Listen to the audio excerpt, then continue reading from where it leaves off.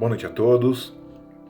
Hoje nós vamos falar um pouquinho sobre vícios morais, mais especificamente sobre o orgulho e a vaidade.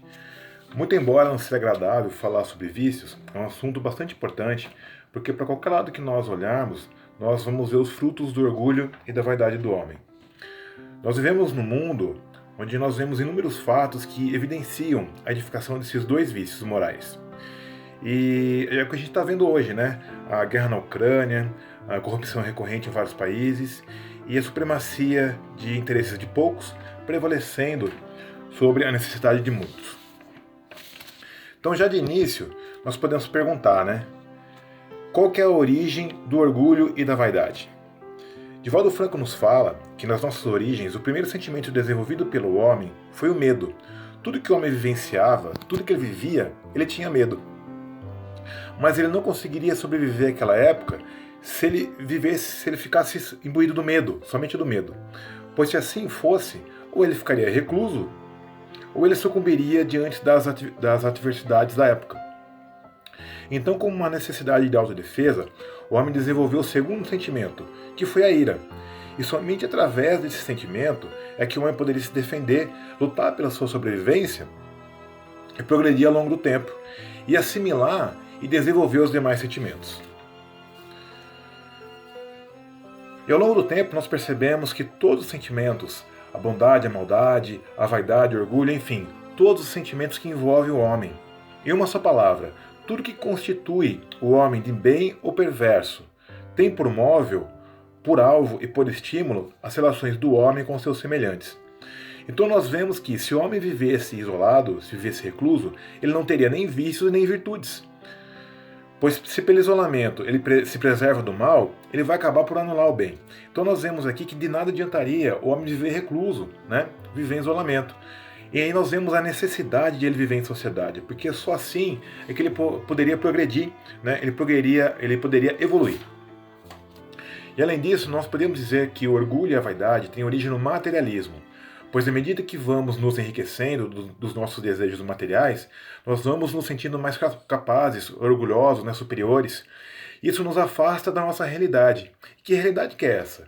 Que nós não somos a matéria física, né? O físico nosso. Nós somos espíritos em evolução, vivendo uma experiência humana para chegarmos até Deus.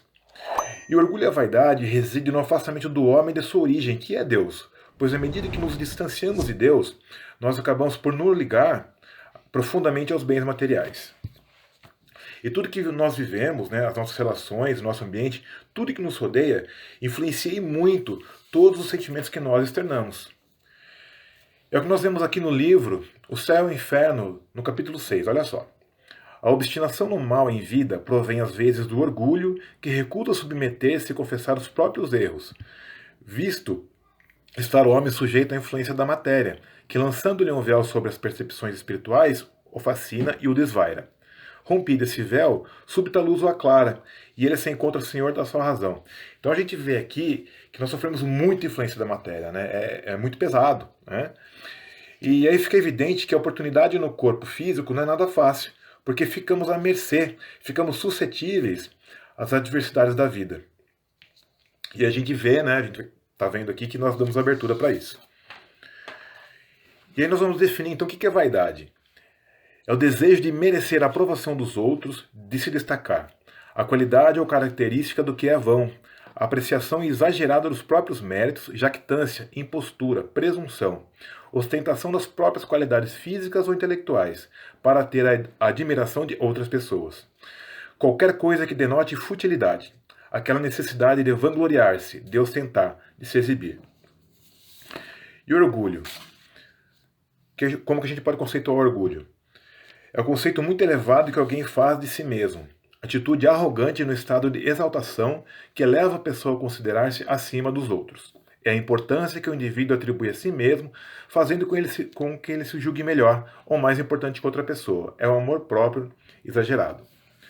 E ao definir o orgulho e a vaidade, nós percebemos que são as duas grandes chagas da humanidade. E essas duas chagas, elas caminham juntas e nascem de uma outra má tendência, que é o egoísmo dos homens. E Kardec conceitua o egoísmo como sendo o interesse pessoal exacerbado, sendo a condição que leva o indivíduo a pensar em si mesmo, nos seus interesses, nos seus prazeres. E aí ele sacrifica interesses alheios em detrimento dos seus. E o próprio Kardec traz tanto no Evangelho segundo o Espiritismo quanto no Livro dos Espíritos que o egoísmo é a principal chaga da humanidade, dele derivando todos os males e vícios. É o que a gente vê aqui na pergunta 913 do Livro dos Espíritos. Olha só. Dentre os vícios, qual que se pode considerar radical? A resposta: temo-lo dito muitas vezes, o egoísmo. Daí deriva todo o mal. Estudai todos os vícios e vereis que no fundo de todos há egoísmo. Aí é que está a verdadeira chaga da sociedade. Ele neutraliza todas as outras qualidades. E quando nós falamos em orgulho, mesmo sabendo que tenha o sentido de um defeito, de um mal, nós utilizamos essa expressão orgulho de uma forma um tanto equivocada. Nós utilizamos essa expressão como fosse uma forma de manifestar alegria, contentamento, né? Como se fosse uma virtude. Mas nós estamos vendo aqui que não é não, tá? Pois é muito comum nós ouvirmos ou até nós falarmos, né? Ah, como eu estou orgulhoso de ter feito tal obra. Ah, como eu estou orgulhoso por meu filho ter passado na faculdade. E, gente, isso é normal. É um direito de todos nós, né? Porque quem é que não fica alegre quando consegue um emprego, ganha um presente bacana, né? Ou então conquista algo? É muito normal, isso é intrínseco ao ser humano. E externar essa alegria é muito comum para nós, tá? Só que o orgulho que nós estamos falando aqui é um sentimento ligado à soberba, à prepotência, à superioridade. A pessoa que se acha superior a tudo e a todos. E aí nós percebemos a manifestação desse grande defeito que é uma das chagas da humanidade. E muitas vezes, por conta do nosso próprio orgulho, a gente acha que nós que somos humildes, né? E não é muito difícil saber disso não, tá? Basta nós observarmos, tá? Então vamos lá. Se alguém pergunta para nós se somos orgulhosos, se somos egoístas, se nós somos maledicentes, a nossa tendência é responder o quê? Que não, né? E por que isso? Porque nós temos muita dificuldade de externar muita coisa sobre nós. Nós não temos o hábito de saber muita coisa sobre nós. Tudo isso por conta do nosso orgulho. Nós temos o hábito de sabotar os nossos sentimentos e de enganar a nós mesmos. Já perceberam isso? Isso porque nosso orgulho nos leva a crer que nós somos sempre vítimas. E isso é um fato, né? Na pergunta 919 do Livro dos Espíritos, Kardec pergunta: qual é o meio prático mais eficaz que tem o homem de se melhorar nessa vida e de resistir à atração do mal? Olha a resposta. Um sábio da antiguidade vô-lo disse: conhece-te a ti mesmo. E com essa frase aqui, a gente pode se perguntar, né? Eu me conheço? Eu sei sobre mim? Eu sei se eu sou egoísta? Ou o quanto eu sou egoísta? E aí, para responder isso é um pouco difícil, né? Que apesar da aparência das perguntas aqui, é difícil responder, né? Mas a gente sempre comentou aqui, né? Para a gente saber, a gente pode perguntar para alguém da família, né? Pode perguntar para a mulher, para o marido, né, para o filho, e pode até perguntar para a sogra, né? Só que se perguntar para a sogra, ela vai responder até que não perguntou, né? Mas, então, o que acontece? Alguém da família pode confirmar, pode falar que sim. E se isso acontecer, é bom a gente ficar atento, porque geralmente é verdade, né? E nós não vamos gostar muito de ouvir, não, né? Porque geralmente é verdade. Então nós precisamos fazer essa análise interior, essa análise íntima, para saber em que ponto que nós somos orgulhosos. Por exemplo, cada um de nós aqui, vamos pensar numa pessoa que nós conhecemos, que nós consideramos que seja orgulhosa, tá? O que é que ela faz que nós julgamos que ela é orgulhosa? Então, ok. Agora vamos trazer isso para nós. Essa pessoa que eu julgo orgulhosa, eu faço essa atitude que ela faz? Gente, geralmente a gente faz. Se não faz igual, faz alguma coisa parecida, tá? E a partir dessa análise interior, nós percebemos que precisamos melhorar para que nós possamos ser felizes, né? E para que a gente possa atingir nossa felicidade, nós precisamos de um projeto, de um planejamento, mas para nós. E por que eu digo isso? Porque graças ao nosso orgulho, nós fazemos um projeto, sim, né? Mas nós fazemos para os outros, nós fazemos para as pessoas que convivem com a gente. Aliás, para as pessoas que convivem conosco, a gente faz um planejamento fantástico para cada uma delas, né? Seja marido, mulher, sogra, chefe, né? E aí o que a gente fala? Ah, se fulano fosse um pouquinho mais paciente, ele seria uma pessoa maravilhosa. Ah, se fulano falasse de uma forma mais branda, seria uma pessoa maravilhosa, né? Isso quando a gente não fala pelas costas, né? Então, esse planejamento evolutivo que nós fazemos, deve começar por nós mesmos. Porque nós queremos ser felizes, mas a gente não quer mudar muita coisa na gente. Nós queremos ser felizes da nossa maneira. Só que a lei divina, ela não é dessa forma, né? Ela não funciona dessa forma. Então, precisamos identificar tudo relacionado a nós. O que eu sou, o que eu faço, o que há em mim. E a partir dessa análise, nós começamos a planejar a nossa evolução espiritual. Porque é aí que a gente pode eliminar o orgulho ou qualquer outra má tendência que nós temos. E não adianta outra pessoa falar, né? Que nós temos um defeito, que nós temos que melhorar, porque não vai adiantar nada. E se a pessoa meio que insistir, vai ser um conflito aí, né? Vai brigar. E por que isso? Porque depende da nossa vontade, do nosso querer. E aí, para ilustrar esse ponto aqui, vamos ver no livro Os Problemas do Ser, do Destino e da Dor, de Leon Denis. Olha o que ele fala sobre a potencialidade da alma, que é a vontade. A vontade é a maior de todas as potências, é em sua ação comparável ao ímã. A vontade de viver, de desenvolver em nós a vida, atrai-nos novos recursos vitais. Tal é o segredo da lei de evolução. A vontade pode atuar com intensidade sobre o corpo fluídico, ativar-lhe as vibrações e dessa forma apropriá-lo a um modo cada vez mais elevado de sensações, prepará-lo para mais alto grau de existência. Então nós vemos aqui, gente, que realmente tudo depende da nossa vontade. Nós podemos mudar a nossa vida se nós quisermos. Se nós quisermos, tivermos a vontade, realmente querer, nós podemos mudar a nossa vida.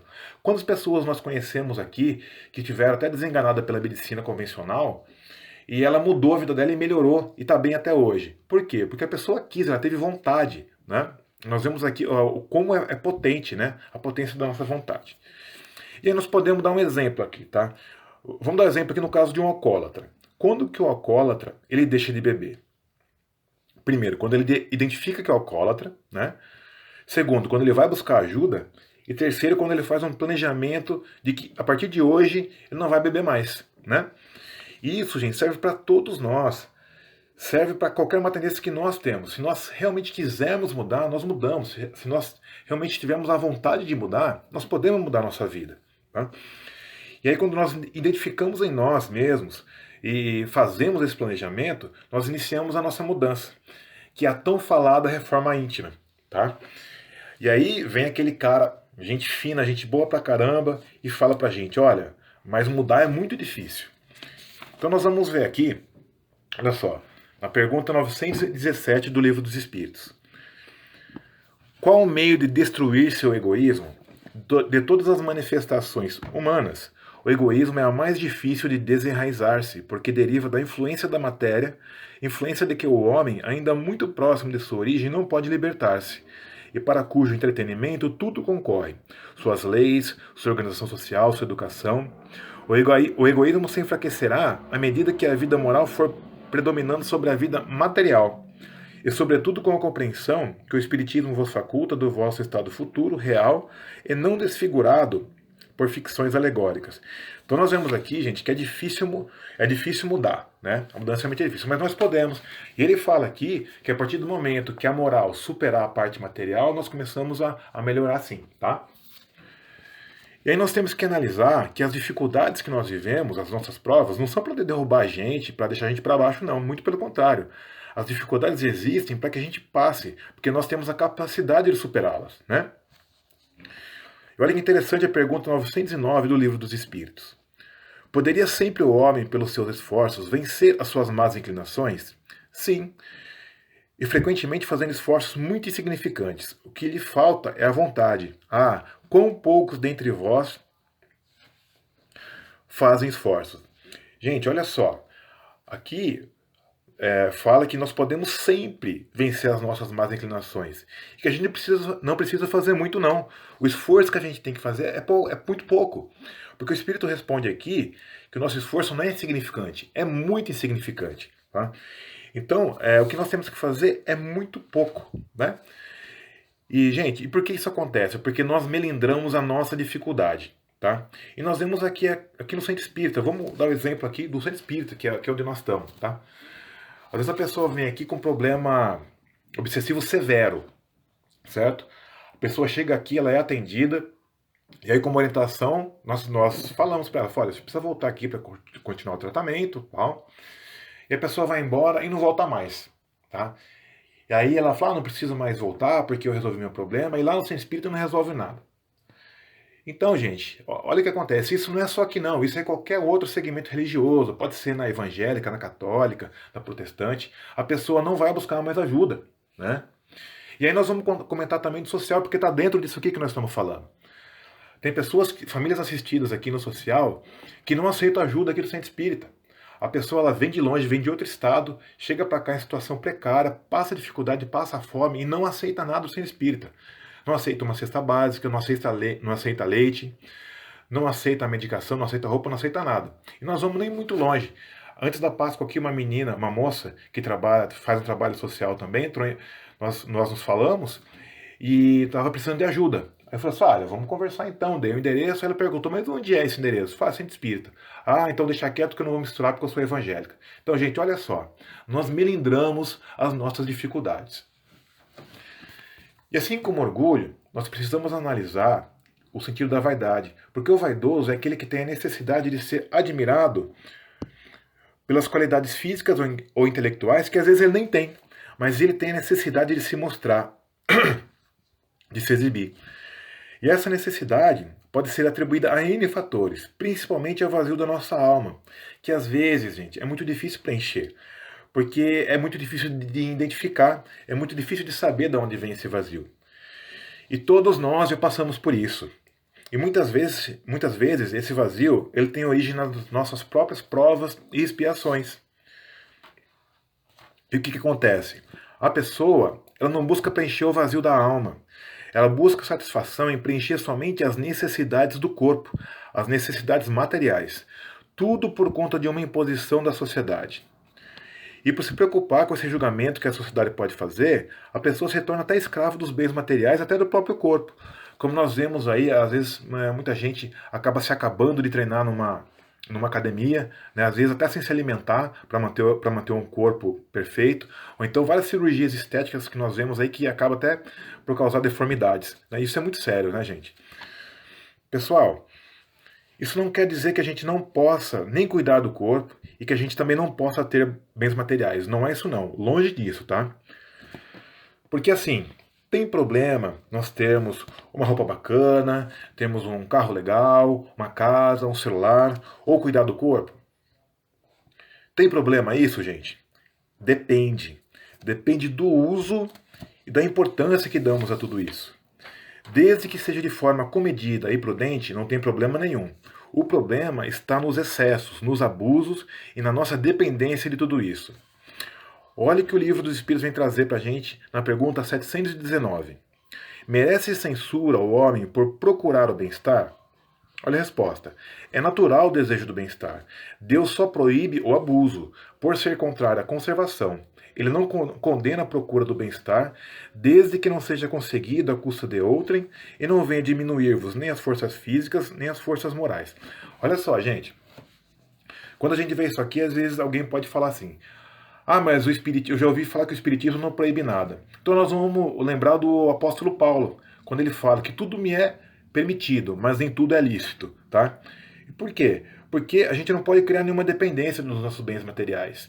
Vamos lembrar que o Espiritismo, ele prega o progresso, tá? Mas Deus não quer que nenhuma ovelha se perca. Então, para que a gente não fique escravo do nosso bem-estar, é necessário que a gente use com cautela. Nós podemos ter tudo, né? Podemos ter uma casa, ter um carro, né? Enfim, ter uma roupa legal, mas fazer um uso dela moderado e não abusar dos nossos bens. Gente, e uma das principais características da vaidade é que o vaidoso dificilmente admite que errou, né? No íntimo, a pessoa ela pode até admitir que errou, mas externar é muito difícil, né? E às vezes, dependendo da situação, a pessoa nem tem muita saída. O fato ali já ocorreu, já consumou, ela sabe que errou, mas o que ela faz? Ela usa o famoso mas, né? Aí ela fala, olha, eu errei, mas se você tivesse feito tal coisa, isso não teria acontecido. Olha, eu errei, mas se você não tivesse me chamado a atenção, se você tivesse me ajudado, isso não teria acontecido. Então nós vemos que isso aí é uma válvula de escape, né? É uma justificativa para a ausência de culpa, de responsabilidade. E isso, gente, gera muito conflito, né? Porque a pessoa que leva a culpa, ela nem sabia o que estava acontecendo, né? Aí ela chega, leva a culpa, e aí ela vai ficar muito brava e isso vai longe, né? Seria mais fácil a pessoa que errou admitir o erro. E a pessoa não admite o erro por quê? Simplesmente porque vai ofuscar o próprio brilho dela, né? E aí nós vamos ver esse trechinho aqui do livro Evangelho segundo o Espiritismo. Olha só. A quem então há de o homem responsabilizar por todas essas aflições, senão a si mesmo? O homem, pois, em grande número de casos, é o causador dos seus próprios infortúnios, mas em vez de reconhecê-lo, acha mais simples, menos humilhante para a sua vaidade acusar a sorte, a providência, a má fortuna, a má estrela, ao passo que a má estrela é apenas sua incúria. Então foi o que nós falamos, né? Em vez da pessoa assumir o erro, ela arranja uma desculpa ou põe a culpa em alguém, né? Fica mais fácil para ela. E olha que interessante, esse trechinho aqui do livro do Evangelho segundo o Espiritismo, que fala da vaidade, está no item Causas Atuais das Aflições. Então nós vemos que a vaidade aqui é nossa, é nessa encarnação aqui. Não adianta a gente buscar um motivo em outra encarnação que não tem nada a ver. Não tem nada a ver. Às vezes a pessoa faz até regressão de vida passada, porque ela é vaidosa, fala, deixa eu ver onde que está o problema da minha vaidade. Não precisa ir lá e fazer regressão, não. O problema é dessa encarnação aqui mesmo, tá? E, gente, todos nós somos suscetíveis à vaidade, sem exceção, principalmente quem é médium, tá? O livro Mensageiro de Chico Xavier e André Luiz, nós vamos ver vários casos de médiums que se comprometeram porque se deixaram levar pela vaidade. E nós temos um trechinho aqui do livro dos médiuns, olha só. Os bons espíritos não lisonjeiam, aprovam o bem que é feito, mas sempre com reserva.